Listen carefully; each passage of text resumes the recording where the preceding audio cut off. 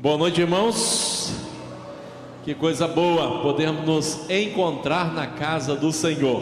Quero saudar a todos aí com a paz e a graça do Senhor e dizer que estamos alegres em poder, na primeira sexta-feira do mês, já estarmos aqui podendo cultuar o Senhor. Depois de uma semana de lidas, de atividades, é muito bom podermos estar juntos na casa de Deus. Hoje já lemos aqui o Salmo 27:4, que fala: uma coisa peço ao Senhor, que eu possa estar na sua casa, todos os dias, que eu possa habitar na casa do Senhor. Então que esse desejo possa se cumprir em nossas vidas, em nossos corações, que possamos ter sempre essa alegria de nos encontrarmos na casa de Deus. Irmãos, nós estamos caminhando agora na nossa maratona de Apocalipse. No nosso primeiro estudo, nós apenas fizemos uma boa introdução, falamos um pouquinho do livro, algumas coisas, e hoje nós vamos estudar o capítulo 1. Esse é o capítulo, todo o capítulo nós vamos estudar nessa noite. Nós vamos navegar um pouquinho desse livro. Eu queria trazer algumas coisas à sua memória que nós já havíamos falado. Esse livro, irmãos, foi um livro escrito para consolo e encorajamento dos irmãos daquela época. E ele se aplica a hoje também. Você vai poder encontrar esse mesmo consolo, esse mesmo encorajamento ao estudar o livro de Apocalipse. Nós precisamos entender, irmãos, que quando esse livro foi escrito, perseguições terríveis estavam acontecendo. Os nossos irmãos lá daquele primeiro século tinham seus bens confiscados, eram presos, alguns tinham suas vidas ceifadas.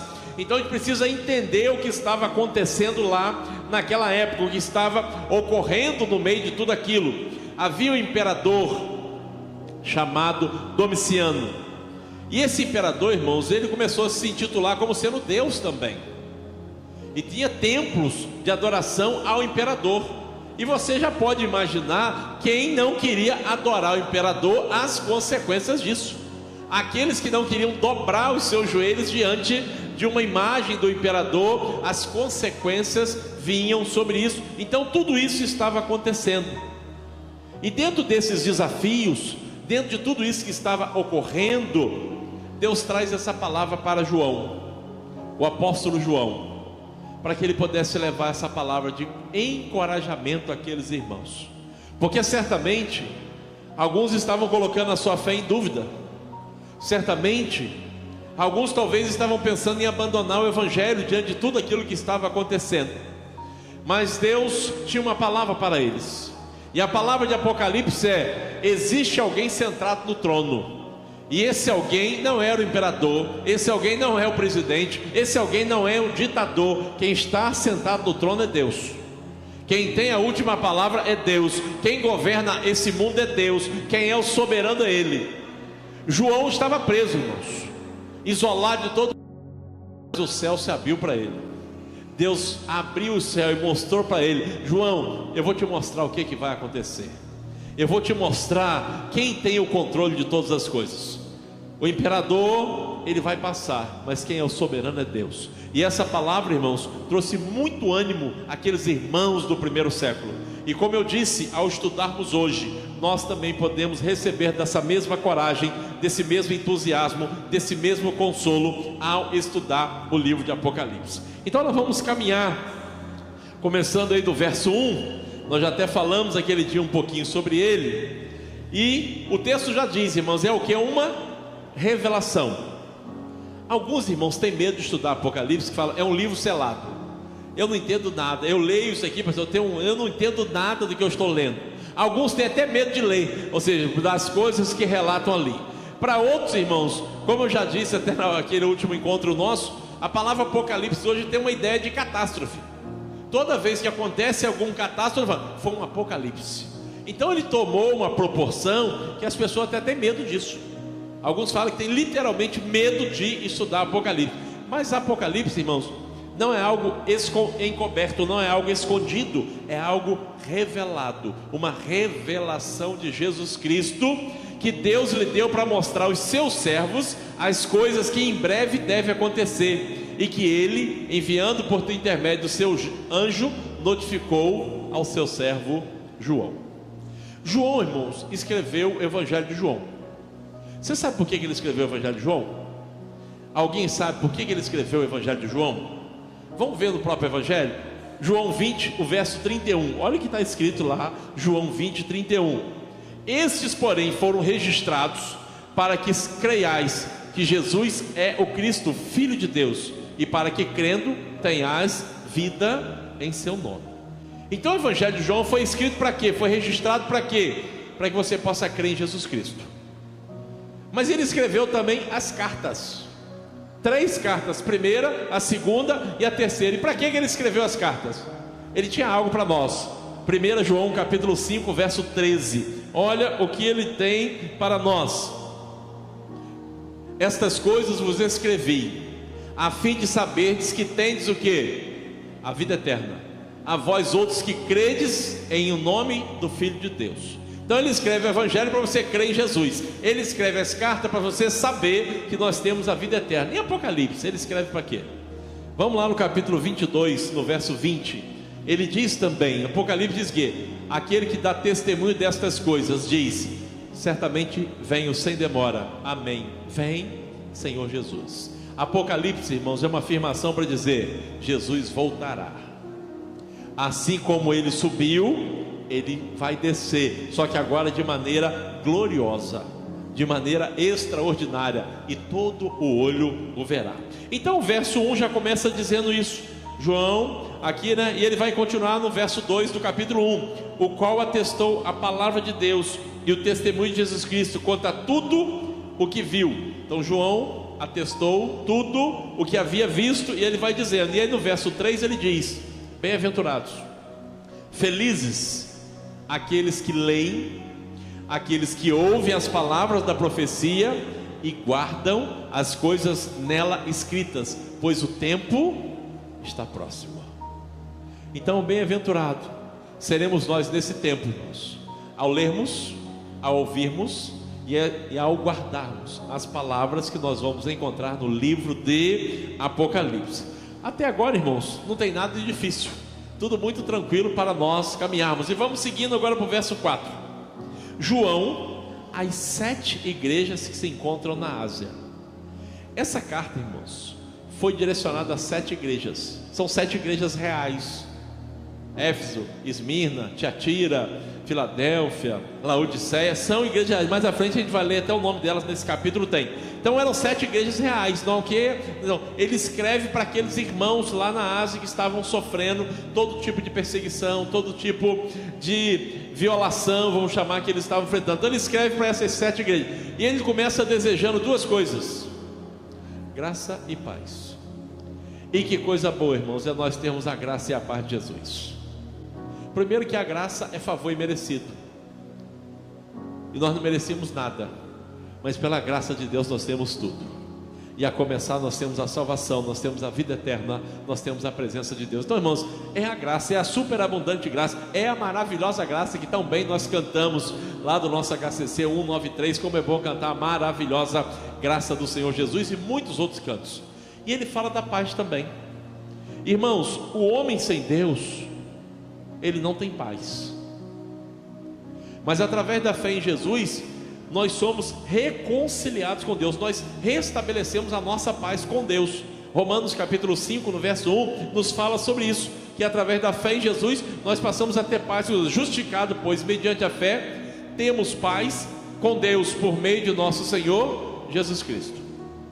Irmãos, são 2 coisas diferentes. Uma é paz com Deus, e a outra é a paz de Deus, que aí é lá em Filipenses, Paulo vai falar no capítulo 4, que excede todo entendimento. São 2 coisas diferentes. Primeiro, você tem que ter uma paz com Deus. Por causa do pecado, irmãos, todos nós fomos afastados de Deus. Então nós precisamos nos reconciliar com Ele.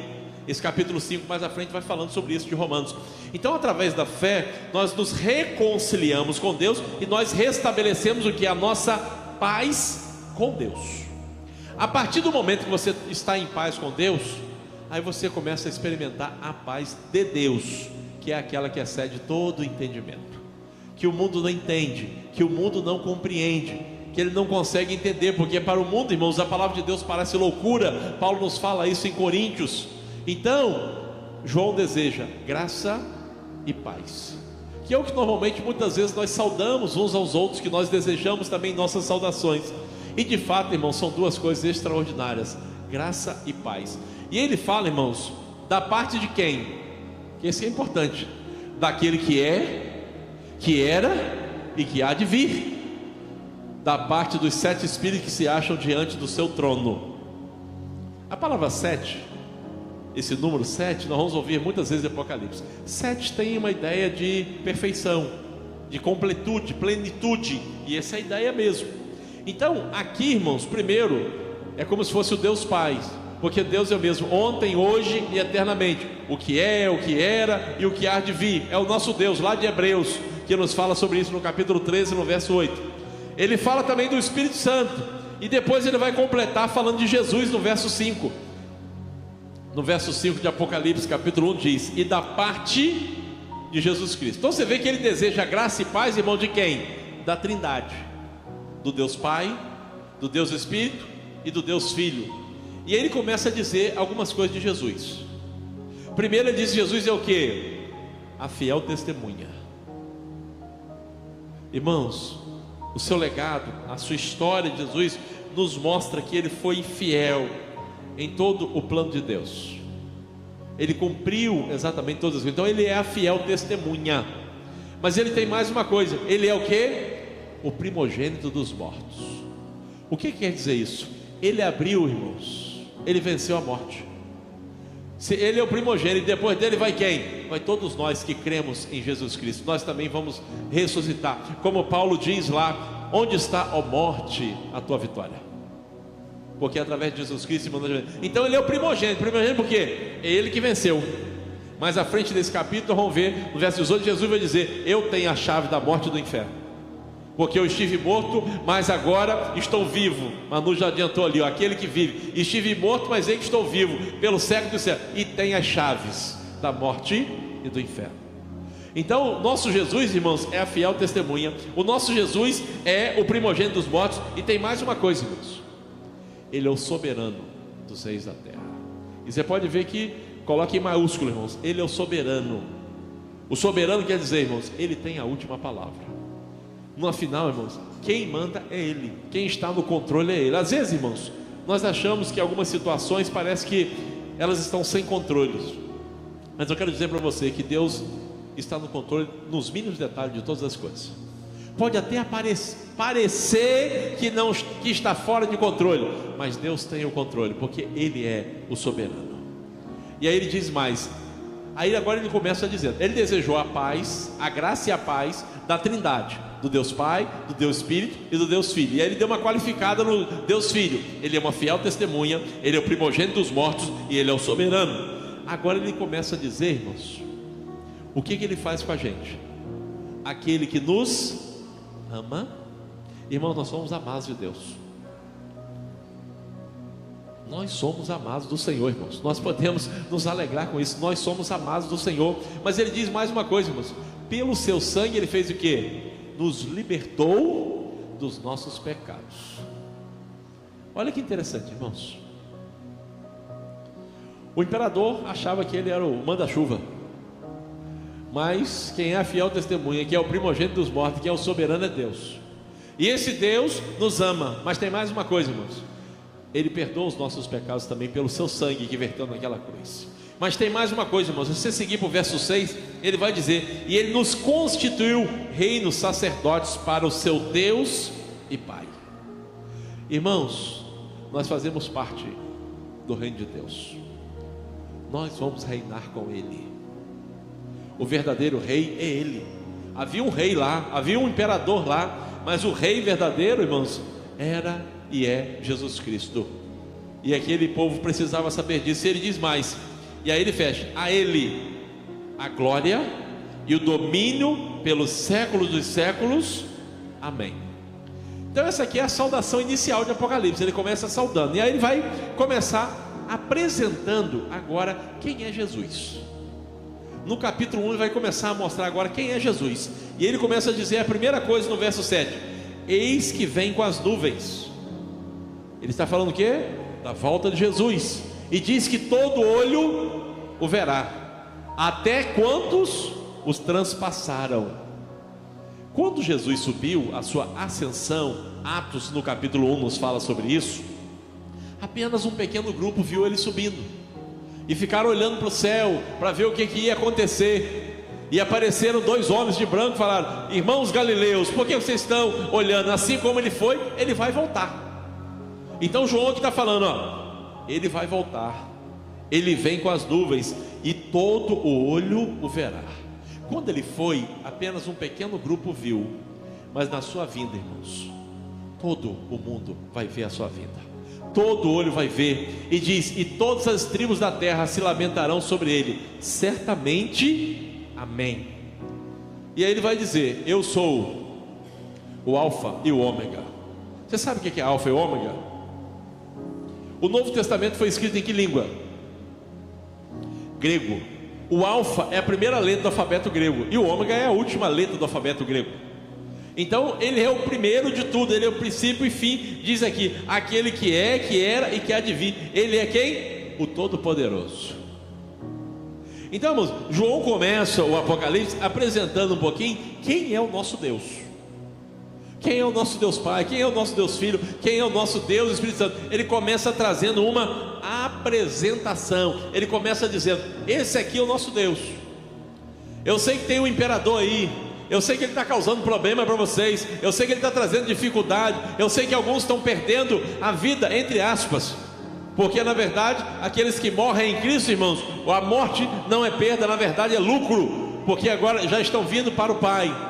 Mas eu sei que vocês estão sofrendo muito por tudo isso, mas o nosso Deus, ele é muito maior. Ele é o Deus grande, irmãos, ele é um Deus poderoso. E aí ele vai continuar no verso 9, ele fala: eu, João, irmão vosso e companheiro de quê? Na tribulação. Então, irmãos, eu gosto de ver a apresentação de João.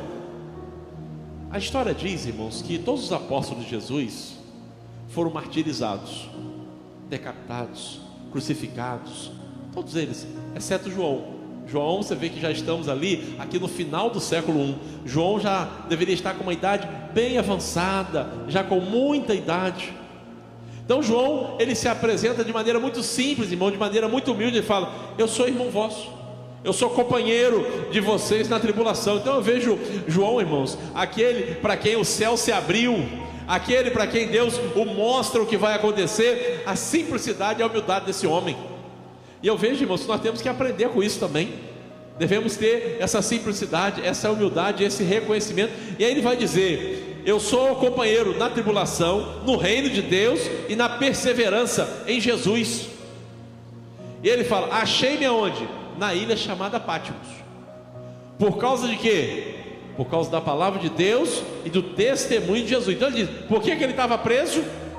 Por causa da palavra de Deus e por causa do testemunho de Jesus. Então ele diz isso aqui, irmãos. Ele estava preso lá, mas era por causa do Evangelho, era por causa da palavra de Deus, era por causa de Jesus Cristo. E ele vai dizer no verso 10: achei-me em espírito. Irmãos, ele estava preso lá fisicamente, mas em espírito, irmãos, Deus o permitiu que os céus fossem abertos para ele.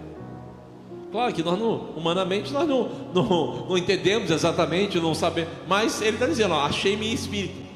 Porque nós sabemos, irmãos, que o nosso corpo, ele tem o corpo físico, mas nós temos a alma e o espírito. Nós temos a alma, nosso espírito, nós temos isso. Na verdade, quando nós morremos, o corpo volta ao pó da terra, e a nossa alma volta o quê? Volta para Deus. A Bíblia nos fala sobre isso. Então ele diz, ou seja, o corpo dele estava ali, o imperador prendeu até ele, mas ninguém, irmãos, pode nos afastar de Deus. Lembra lá de Romanos capítulo 8, finalzinho? Nada pode nos afastar do amor de Deus, coisa nenhuma. Verso 38 e 39 fala que nada pode nos afastar do amor de Deus. João estava preso, aqui diz: porque eu estou bem certo de que nem a morte, nem a vida, nem os anjos, nem os principados, nem as coisas do presente, nem do porvir, nem os poderes, nem a altura, nem a profundidade, nem qualquer outra criatura poderá separar-nos do amor de Deus que está em Cristo Jesus nosso Senhor. Nada pode, irmãos. João estava preso, fisicamente ele estava ali, mas ele não estava privado da presença de Deus, ele não estava privado da companhia de Deus, ele não estava privado de nada disso. Então ele diz: achei-me em espírito no dia do Senhor. e ouvi por detrás de mim grande voz como de trombeta.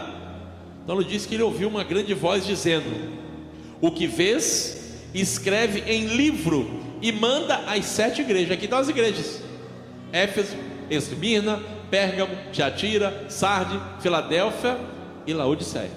Então as 7 igrejas que tinham ali, ele exatamente estava ali.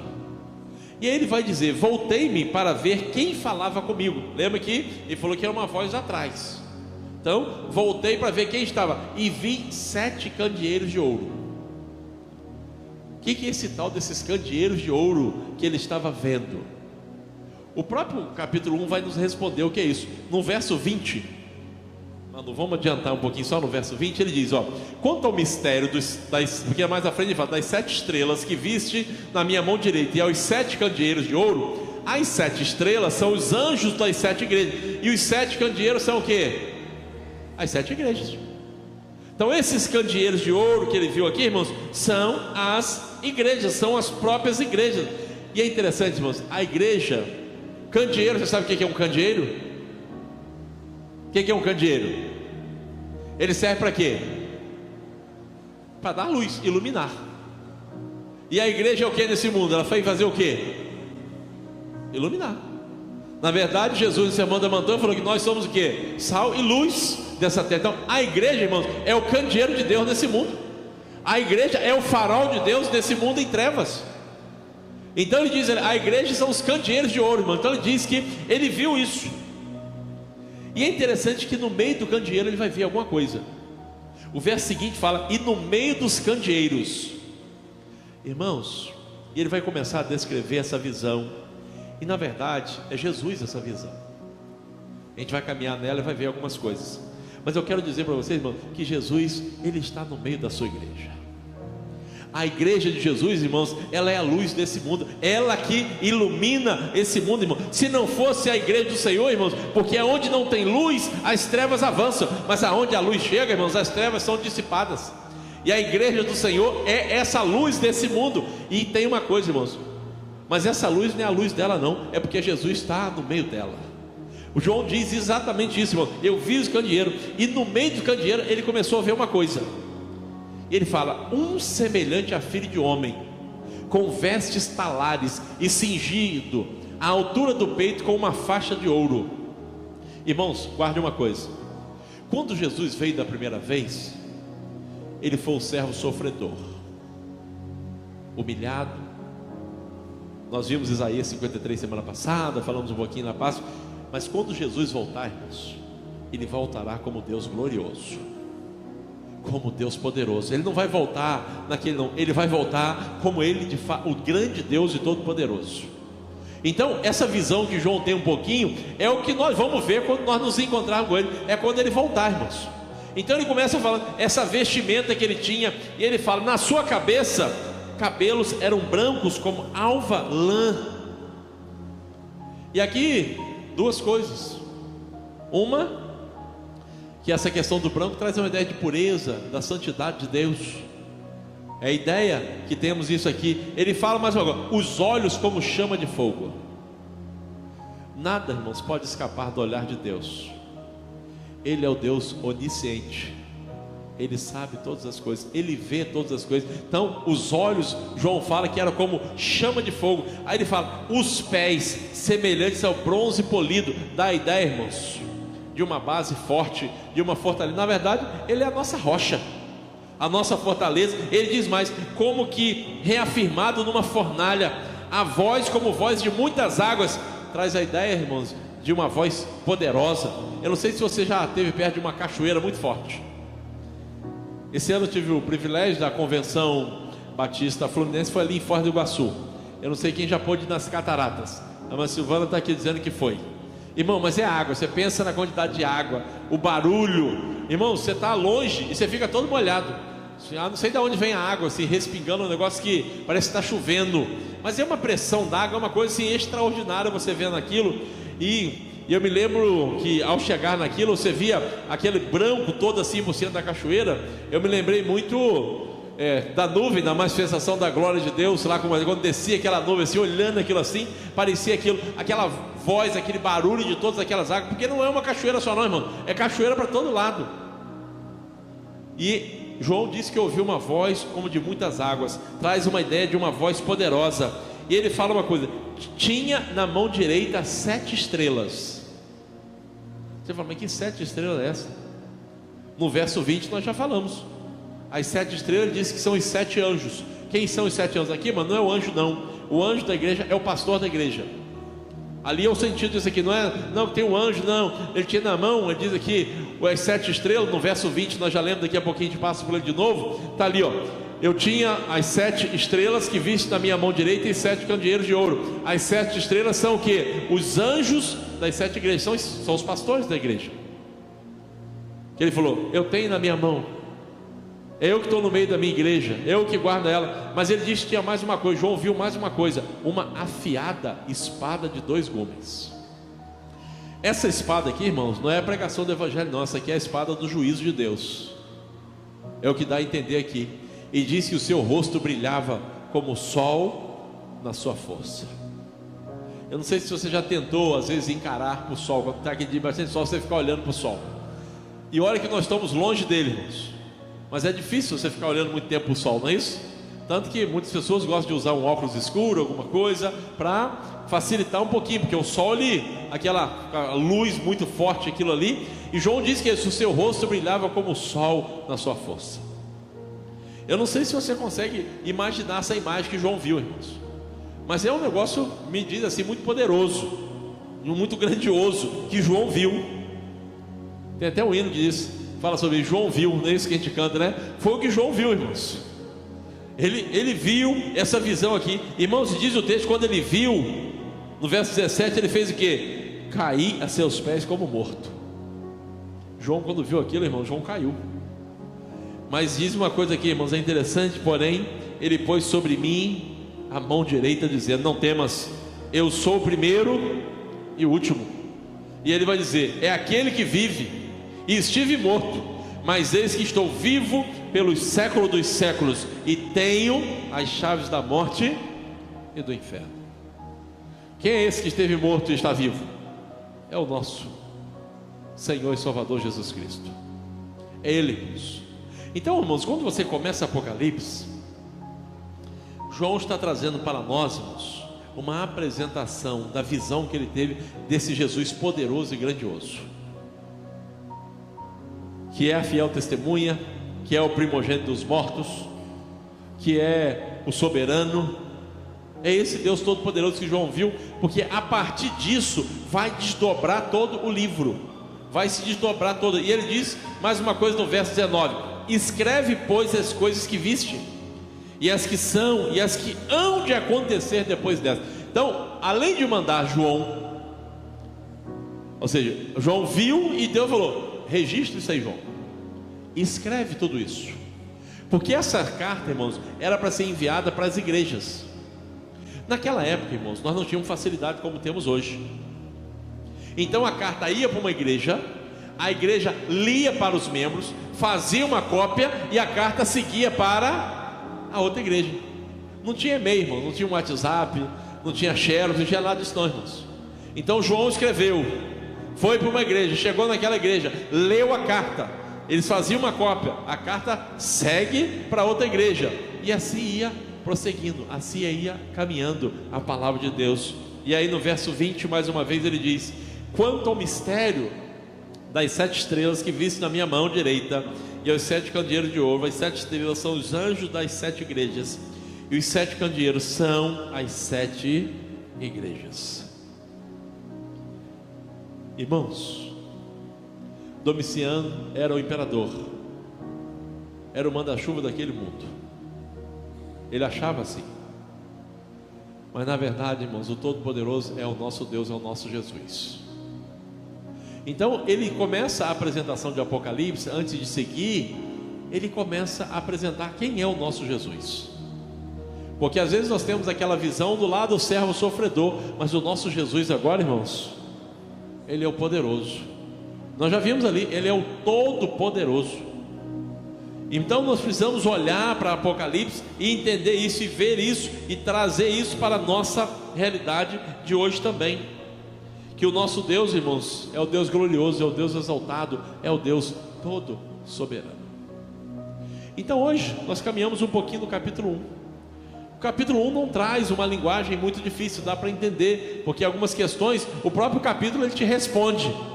Ele te responde quem são as igrejas, ele te responde quem são os candeeiros, ele te responde quem são as estrelas. No próprio capítulo você vai vendo as próprias respostas que você tem ali, você vai podendo aprender. Mas se você pudesse tirar alguma coisa nessa noite desse capítulo 1, o que você tiraria para a sua vida? O que você olharia para esse capítulo e falar, desse capítulo 1, eu vou guardar isso aqui no meu coração? Eu queria que você pensasse sobre isso, né? O que você quer levar no seu coração nessa noite desse capítulo 1 do livro de Apocalipse? Que estamos, como eu disse, só no capítulo 1, nós vamos até o 22. Então nós estamos só no 1. Então nós vamos caminhar. Mas o que você pode tirar já hoje para você? Eu posso tirar algumas coisas para mim, especiais. Primeiro, né, como eu já disse, para mim essa questão de que Deus é o soberano e é o todo-poderoso, isso me marca muito, saber sobre isso. Segundo, me marca muito saber que mesmo nas dificuldades e privações, nada pode me afastar de Deus, Ele sempre está conosco. Me marca muito também, irmão, saber que o nosso Deus, Ele está no meio da sua igreja, a igreja do Senhor. Essa igreja aqui, irmãos, é a igreja do Senhor Jesus, que às vezes a gente tem que falar, a minha igreja, né? Na verdade, irmãos, a igreja do Senhor. Porque às vezes a gente fala, não, a minha igreja é essa aqui. A gente fala porque é o nosso sentimento que nós temos, a minha igreja. Mas na verdade, a igreja aqui, irmãos, ela é de quem? Ela é do Senhor. E nós fazemos parte dela. E é um privilégio muito grande, irmãos, fazer parte dessa igreja, que é de um Deus tão grande, todo poderoso, e que um dia nós vamos nos encontrar com Ele novamente. Como eu disse, irmãos, vale a pena estudar a palavra de Deus, vale a pena irmos caminhando na sua leitura. E durante essa jornada nossa, durante esses 22 capítulos, nem sempre vamos estudar um capítulo inteiro. Em outros momentos a gente vai estudar um pedacinho, a gente vai caminhando. Quando for as cartas mesmo, nós vamos estudar cada dia uma carta. Cada dia um pedacinho, a gente vai estudar uma carta e vamos ver o que Deus tem para falar para aquela igreja. Que aplicação podemos tirar para o nosso tempo presente, para a nossa realidade de hoje também. Que Deus possa completar esse ensinamento no seu coração. Que Ele possa trazer instrução para a sua vida, que Ele possa trazer fortalecimento para você também, e que nesse tempo presente você seja encorajado a levar a palavra de salvação, a levar as boas novas do Evangelho, a levar que Jesus Cristo é o Senhor, é o soberano, é o Deus todo-poderoso. Amém? Vamos orar e logo após o nosso ministério vai cantar nessa noite também, mas eu queria convidar você a curvar sua cabeça, fechar os seus olhos para nós falarmos com Deus nessa hora. Amantíssimo Deus e nosso grandioso Pai, louvado, engrandecido e exaltado seja o Teu nome, pois Tu és Deus grande, Tu és o Deus poderoso, Tu és aquele que vive eternamente. Em Ti está a vitória, em Ti está a glória, em Ti está todas as coisas. E é por isso que nessa noite, Senhor, nós queremos mais uma vez Te exaltar e Te glorificar. É por isso, Senhor, que nessa noite nós queremos nos curvar diante da Tua presença. Nós queremos cair, nos derramar diante de Tua face, porque nós também queremos, como João, nós queremos ser tocados pelo Senhor. Nós queremos sentir a Tua mão poderosa tocando em nossas vidas, fluindo, tirando, Senhor, tudo aquilo que tem impedido uma aproximação maior com o Senhor. Rogamos, Senhor, pela vida de cada irmão que se encontra aqui nessa noite, que o Senhor possa abrir mais o nosso entendimento, que o Senhor possa abrir mais a nossa compreensão, que possamos ter uma vida de mais santidade, que possamos ter uma vida de mais comunhão com o Senhor. Nós queremos, Senhor, estar na Tua presença, nós queremos viver conforme o Teu querer, nós queremos viver para a Tua glória, Senhor. E a nossa petição nessa noite é: ajuda-nos, Senhor, a sermos servos melhores. Ajuda-nos, Senhor, a brilharmos mais da Tua luz. Ajuda-nos, Senhor, a aprendermos mais do Senhor. Abençoe a necessidade de cada irmão que está aqui nessa noite. Supra cada uma delas e fale profundamente aos nossos corações durante a nossa jornada do livro de Apocalipse. Assim nós oramos em nome de Jesus. Amém e amém. Que Deus nos abençoe.